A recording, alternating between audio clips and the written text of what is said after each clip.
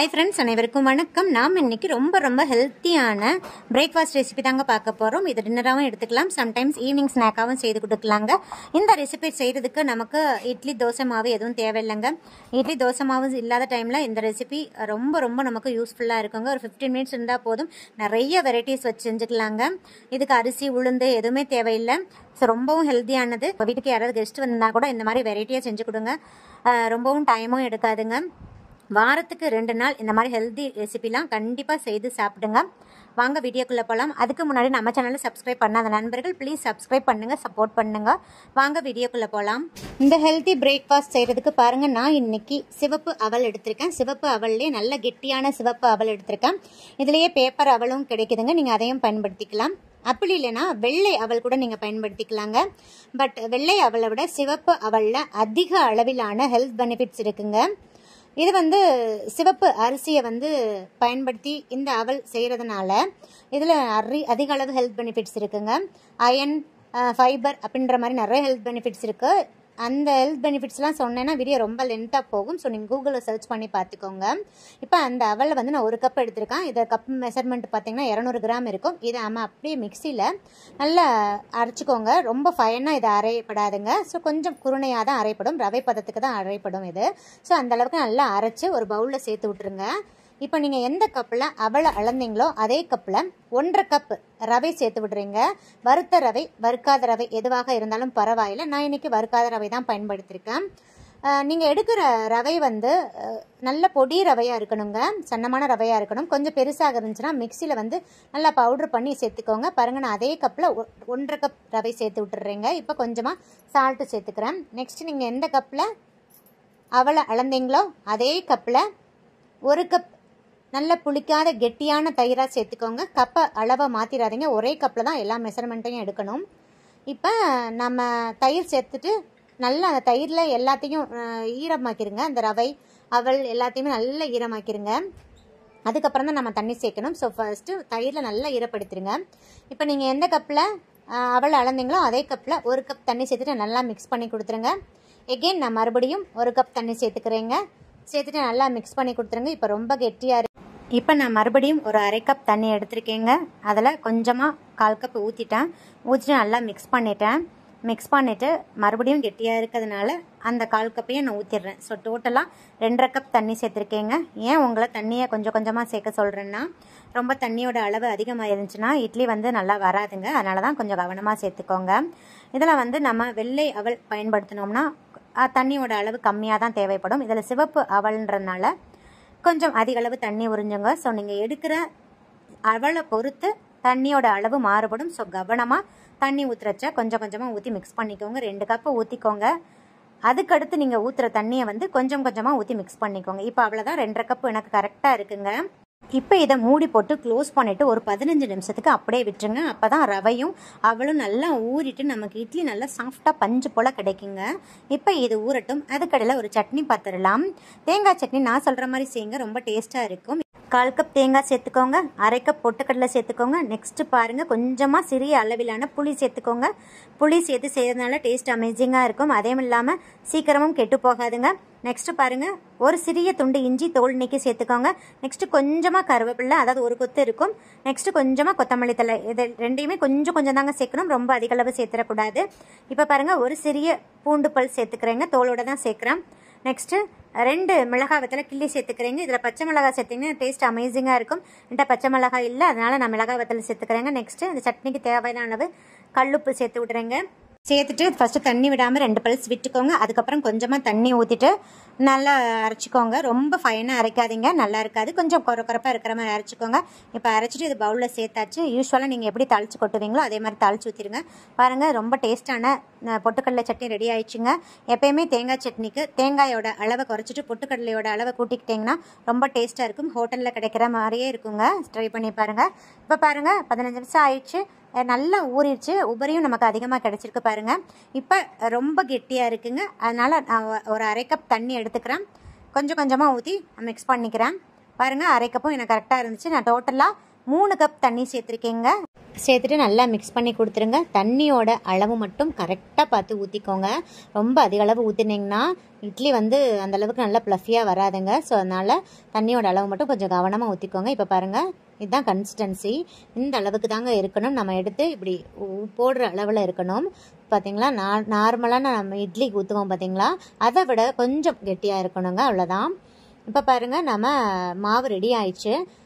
இப்போ உப்பு செக் பண்ணிக்கோங்க, தேவைப்பட்டால் ஆட் பண்ணிக்கலாம். இப்போ மாவு ரெடி ஆயிடுச்சு, நம்ம இட்லி ஊற்றிடலாம். இந்த மாவை அப்படியே ஊற்றினோம்னா இட்லி கொஞ்சம் ஹார்டாக இருக்குங்க. அதனால் நான் கொஞ்சமாக இதில் 1/4 டீஸ்பூன் ஆப்ப சோடா சேர்த்துக்கிறேங்க. ஆப்ப சோடா வந்து கொஞ்சமாக ஒரு கிண்ணத்தில் எடுத்துகிட்டு 2 டீஸ்பூன் தண்ணி ஊற்றிட்டு நல்லா கரைச்சிடுங்க. இதிலே கரைச்சிட்டு அப்படியே ஊற்றுங்க. அப்போ தான் அந்த ஆப்ப சோடா வந்து மாவில் எல்லா இடத்துலையுமே சீக்கிரம் கரைஞ்சி ஈவனாக மிக்ஸ் ஆகுங்க. இப்போ ஆப்ப சோடா சேர்த்துட்டு நல்லா மிக்ஸ் பண்ணிவிட்டு டக்குன்னு உடனே நாம் இட்லி ஊற்ற ஆரம்பிச்சிடணுங்க. ஆப்ப சோடா சேர்த்துட்டு நிறைய நேரம் வெயிட் பண்ணக்கூடாதுங்க. ஸோ அதனால் நீங்கள் இட்லி ஊற்றுறதுக்கு 5 நிமிஷத்துக்கு முன்னாடி தான் நீங்கள் ஆப்ப சோடா சேர்த்துடணும். இப்போ நல்லா மிக்ஸ் பண்ணியாச்சு. பாருங்கள், நான் இன்றைக்கி இட்லி தட்டிலையும் துணி போட்டுட்டு துணி நல்லா நினச்சிட்டு புழிஞ்சிட்டு அப்படியே ஊற்றி விட்டுருங்க. நான் இதே மாதிரி பவுல்லையும் ஊற்றிக்கிறேங்க. பவுலில் நல்லா ஆயில் தடவிட்டு அந்த பவுல்லையும் ஊற்றிடுறேன். இப்போ அஸ் யூஷுவல் நீங்கள் எப்படி இட்லி வேக வைப்பீங்களோ அதே மாதிரி வேக வச்சுக்கோங்க. மூடி போட்டு க்ளோஸ் பண்ணிவிட்டு ஒரு 15 நிமிஷத்துக்கு வச்சுக்கோங்க. ஃப்ளேமை வந்து மீடியமில் வச்சு விட்டுருங்க. இது வேகட்டும். அதுக்கடையில் இதே மாவுலேயே நம்ம பணியாரம் வார்த்துடலாங்க. அதுக்கு நம்ம கொஞ்சமாக 1/4 டீஸ்பூன் மஞ்சள் தூள் சேர்த்துக்கோங்க. நெக்ஸ்ட்டு 1/2 டீஸ்பூன் கரம் மசாலா தூள். நெக்ஸ்ட்டு பாருங்கள், ஒரு சிறிய சைஸ் பெரிய வெங்காயத்தை நல்லா ஃபைனாக சாப் பண்ணிவிட்டு அதையும் சேர்த்துக்கோங்க. நீங்கள் இதில் கேரட் கூட சேர்த்துக்கலாங்க. நீங்கள் இதை வந்து வெங்காயம் அந்த கேரட் இதெல்லாம் தாளிச்சும் போட்டுக்கலாம். நான் இன்றைக்கி தாளிக்காமல் தாங்க வெங்காயத்தை போட்டிருக்கேன். இப்போ வெங்காயம் சேர்த்தாச்சு. இப்போ இது கூடயே நான் கொஞ்சமாக 1/2 டீஸ்பூன் சீரகம் சேர்த்து விட்றேங்க. எனக்கு மஞ்சள் கொஞ்சம் கம்மியாக இருந்ததுனால எகைன் ஒரு 1/4 டீஸ்பூன் சேர்த்துக்கிட்டேன். இப்போ நம்ம 2 மிளகாய் வத்தலை நல்லா மிக்சியில் அரைச்சிட்டு இந்த மாதிரி சில்லி ஃப்ளேக்ஸ் மாதிரி ஒன்றும் பாதியமாக அரைச்சிட்டு நான் சேர்த்து விட்றேங்க. சேர்த்துட்டு நல்லா மிக்ஸ் பண்ணிக்கோங்க. இது கூடயே நான் கொஞ்சமாக புதினா கொத்தமல்லி தலையை ஒரு கைப்பிடி எடுத்துட்டு நல்லா ஃபைனாக பொடியாக நறுக்கிட்டு இதில் சேர்த்துக்கிறேங்க. நீங்கள் ஏதாவது கீரை இருந்தால் கூட அதை கூட சேர்த்துக்கலாங்க. பட் புதினா கொத்தமல்லி தலையை சேர்த்திங்கன்னா இன்னும் வாசமாக டேஸ்ட்டாக இருக்குங்க. இப்போ நல்லா மிக்ஸ் பண்ணிவிட்டு இந்த மாவு ரெடி ஆயிடுச்சு. இப்போ இதுக்கு தேவையான அளவு கொஞ்சமாக உப்பு சேர்த்துக்கோங்க. டேஸ்ட் பண்ணிவிட்டு சேர்த்துக்கோங்க. இப்போ நல்லா மிக்ஸ் பண்ணிவிட்டு இப்போ பணியார தவா வச்சிடலாங்க. இப்போ கொஞ்சமாக ஆயில் ஊற்றிக்கோங்க. ஆயில் ஊற்றிட்டு ஆயில் ஹீட் ஆகும். நம்ம ஆஸ் யூஷுவல் எப்படி பணியாரம் ஊற்றுவோமோ அதே மாதிரி ஊற்றிட்டு மூடி போட்டு க்ளோஸ் பண்ணிடுங்க. க்ளோஸ் பண்ணிவிட்டு ஒரு 5 நிமிஷத்துக்கு அப்படியே விட்டுருங்க. இப்போ 5 நிமிஷம் கழித்து ஓப்பன் பண்ணி பாருங்கள். இப்போ அந்த பக்கம் திருப்பி போட்டுருங்க. திருப்பி போட்டு மூடி போட்டு க்ளோஸ் பண்ணிவிட்டு ஒரு 3 நிமிஷத்துக்கு அப்படியே வெயிட் பண்ணுங்கள். இப்போ வெந்திருச்சான்னு இந்த மாதிரி ஸ்டிக் வச்சு பாருங்கள். கொஞ்சம் கூட ஒட்டாமல் வரணும். ஸோ நம்ம பணியாரம் சூப்பராக ரெடி ஆயிடுச்சுங்க. இப்போ 15 மினிட்ஸ் ஆயிடுச்சு. இட்லி வெந்துச்சான்னு பார்த்துடலாங்க. அதே மாதிரி ஸ்டிக் வச்சு இன்செர்ட் பண்ணி பாருங்கள். கொஞ்சம் கூட அந்த குச்சியில் ஒட்டாமல் வரணுங்க. அப்படி இருந்துச்சுன்னா நமக்கு இட்லி வெந்துருச்சுன்னு அர்த்தம். இப்போ அவ்வளோதாங்க. இந்த கிண்ணத்தில் இருக்கிறதையும் இதே மாதிரி செக் பண்ணி பார்த்துக்கோங்க. இப்போ அவ்வளோதான், இட்லி வெந்துருச்சு. நம்ம ட்ரான்ஸ்ஃபர் தோசை தவா எடுத்துக்கோங்க. கொஞ்சமாக ஆயில் ஊற்றிக்கோங்க. நம்ம பணியாரத்துக்கு மிக்ஸ் பண்ணோம் பார்த்தீங்களா, அந்த மாவை வந்து நம்ம அடைக்கெல்லாம் தட்டுவோம் பார்த்தீங்களா, அதே மாதிரி ஒரு குழிக்கரண்டி எடுத்துகிட்டு லைட்டாக அப்படியே ஸ்ப்ரெட் பண்ணி விடுங்க. ரொம்ப தோசை மாவு மாதிரி நம்ம ஊற்ற முடியாது. இந்த மாதிரி லைட்டாக அப்படியே ஸ்ப்ரெட் பண்ணி கொடுத்துருங்க.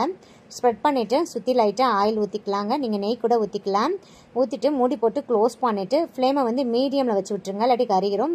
மீடியமில் வச்சுட்டு ஒரு 5 நிமிஷத்துக்கு அப்படியே விட்டுருங்க. இப்போ ஓப்பன் பண்ணிடலாம். பாருங்கள், நல்ல கமகமன் ஜம்முன்னு வாசமாக இருக்குங்க. இப்போ திருப்பி போட்டுட்டு மூடி போட்டு க்ளோஸ் பண்ணிவிட்டு ஒரு 3 நிமிஷத்துக்கு அப்படியே விட்டுருங்க. ஃப்ளேம் வந்து மீடியம்லேயே இருக்கட்டுங்க, இல்லாட்டி கறிகிறோம். இப்போ பாருங்கள், நான் ஓப்பன் பண்ணிட்டேன். 2 பக்கம் நல்லா சிவந்து சூப்பராக வந்துருச்சுங்க. ஸோ நம்மளோட அவல் அடை நல்ல கமன்னு வாசமாக ரெடி ஆயிடுச்சு. பாருங்கள், இப்போ நம்ம இட்லி எடுத்துடலாம். ரொம்ப உடனே எடுத்துடாதீங்க, கொஞ்சம் ஆற வச்சுட்டு எடுத்துக்கோங்க. அப்போ தான் ஈஸியாக எடுக்க வரும். பாருங்கள், சூப்பராக சாஃப்டாக ரெடி ஆயிடுச்சுங்க. இப்போ இட்லி தட்டில் ஊற்றி வச்சுருந்தோம் பார்த்தீங்களா, அதையும் நம்ம எடுத்துடலாம். துணியில் கொஞ்சம் கூட ஒட்டாதுங்க. துணியை தண்ணியில் நினச்சிட்டு நல்லா புழிஞ்சிட்டு ஊற்றி வச்சுருந்தீங்கன்னா கொஞ்சம் கூட ஒட்டாதுங்க. சூப்பராக ஸ்மூத்தாக எடுக்க வரும். ஸோ பாருங்கள் ஃப்ரெண்ட்ஸ், ஃபைனலாக நம்மளோட சாஃப்டான அவல் இட்லி ரெடி ஆயிடுச்சு. அதே மாதிரி அவல் அடை, அவல் பணியாரமும் செம்ம சூப்பராக ரெடி ஆயிடுச்சுங்க. நான் ஒரே ஒரு இட்லியை மட்டும் பிச்சு காமிக்கிறேன். பாருங்கள் எந்த அளவுக்கு நல்லா சாஃப்டாக இருக்குன்னு. இந்த இட்லி ஆறுனாலுமே நல்லா சாஃப்டாக இருக்குங்க. இதுக்கு அரிசி உளுந்து ஊற வச்சு அரைச்சி அந்த டென்ஷனே இருக்காதுங்க. இட்லி தோசை மாவு இல்லையா, டக்குன்னு இந்த மாதிரி ஹெல்த்தியாக செஞ்சு கொடுங்க. ரொம்ப வெரைட்டியாகவும் செஞ்சுக்கலாம் ஒரே மாவை பயன்படுத்தி. அந்த பணியாரத்தையும் பிச்சு காமிக்கிறேன். நல்ல கிறிஸ்பியாக இருக்குங்க. அதே மாதிரி இந்த அவல் அடையும் டேஸ்ட் அமேசிங்காக இருந்துச்சு. இருந்துச்சு. கண்டிப்பாக அதை மிஸ் பண்ணாமல் செய்து பாருங்கள். இப்போ இந்த இட்லி மீந்து போச்சுன்னா லைட்டாக இந்த மாதிரி உதுத்து விட்டுருங்க. உப்புமாவுக்கு உதுத்து விடுவோம் பார்த்தீங்களா, இட்லி உப்புமாவை அதே மாதிரி உதுத்து விட்டுருங்க. இப்போ கடாயை வச்சுக்கோங்க. 2 டீஸ்பூன் ஆயில் சேர்த்துக்கோங்க. எண்ணெய் காயவும் 1/4 டீஸ்பூன் கடுகு, 1 டேபிள் ஸ்பூன் உளுந்து சேர்த்துக்கோங்க. நீங்கள் இதில் விருப்பப்பட்டால் கடலைப்பருப்பு கூட சேர்த்துக்கலாங்க. கடுகு உளுந்து நல்லா சிவந்து வரட்டும். நெக்ஸ்ட்டு 1/2 டீஸ்பூன் சீரகம் சேர்த்து விட்றேன். சீரகம் நல்லா பொரியட்டும். நெக்ஸ்ட்டு 1 மிளகாய் வத்தலை கிள்ளி சேர்த்துக்கிறேன். நீங்கள் பச்சை மிளகாய் வேணாலும் சேர்த்துக்கலாங்க. நெக்ஸ்ட்டு பாருங்கள், 1 கைப்பிடி அளவு நல்ல பெரிய வெங்காயத்தை நல்லா ஃபைனாக சாப் பண்ணி வச்சுருக்கேன். அதையும் சேர்த்துடலாம். வெங்காயம் வதங்கி கண்ணாடி பதத்துக்கு வரட்டும். வெங்காயம் வதங்கி கண்ணாடி பதத்துக்கு வந்துருச்சு. இது கூடயே நான் கொஞ்சமாக 1 கொத்து கருவேப்பிலை சேர்த்துக்கிறேங்க. நீங்கள் விருப்பப்பட்டால் இதில் தேங்காய் பூ கூட சேர்த்துக்கலாம். டேஸ்ட்டாக தான் இருக்கும். நெக்ஸ்ட்டு பாருங்கள், நம்ம பொடிச்சு வச்சுருந்தோம் பார்த்தீங்களா, அந்த அவல் உப்புமாவை இதில் சேர்த்துடலாம். சேர்த்துட்டு நல்லா அப்படியே வதக்கி கொடுத்துருங்க. ஃப்ளேமை வந்து சிம் பண்ணிடுங்க. இப்போ நான் கொஞ்சமாக சால்ட்டு சேர்த்துக்கிறேங்க. டேஸ்ட் பண்ணிவிட்டு சேர்த்துக்கோங்க. சால்ட்டு சேர்த்து நல்லா மிக்ஸ் பண்ணி கொடுத்துருங்க. ஃபைனலாக இதில் ஒரு பிஞ்சு பெருங்காயத்தூள் சேர்த்துக்கோங்க. சேர்த்துட்டு நல்லா மிக்ஸ் பண்ணிடுங்க. அவ்வளோதான், நம்மளோட அவல் உப்புமா செம்ம சூப்பராக ரெடி ஆயிடுச்சு. இதில் கொஞ்சமாக கொத்தமல்லி இலைகளை தூவி விட்டுருங்க. பாருங்கள், செம்ம சூப்பராக நம்மளோட அவல் உப்புமா ரெடி ஆயிடுச்சு. இதிலே நாட்டு சக்கரையை மிக்ஸ் பண்ணி கொடுங்க. அப்படி இல்லைனா ஒயிட் சுகரை மிக்ஸ் பண்ணிட்டு கொடுங்க. ஈவினிங் ஸ்கூல் வீட்டுக்கு வர்ற குழந்தைங்களுக்கு இந்த மாதிரி இட்லி மீந்து போச்சுன்னா அதை நம்ம உப்புமாவாக செஞ்சு கொடுங்க. ரொம்ப ஃபில்லிங்காகவும் இருக்கும். இப்போ பாருங்கள் ஃப்ரெண்ட்ஸ், ஃபைனலாக இட்லி, அடை, பணியாரம், உப்புமா எல்லாமே ஒரே மாவுலேயே ரெடி ஆயிடுச்சு. மாவு அரைச்சு கஷ்டப்படாமல் ஈஸியாக வெரைட்டியாக செஞ்சுக்கலாம். ஸோ இந்த வீடியோ பிடிச்சிருந்தா லைக், ஷேர், கமெண்ட் பண்ணுங்கள். மறக்காமல் சப்ஸ்கிரைப் பண்ணுங்கள். சுவையறிந்து சுவைத்து பாருங்கள். நன்றி, வணக்கம்.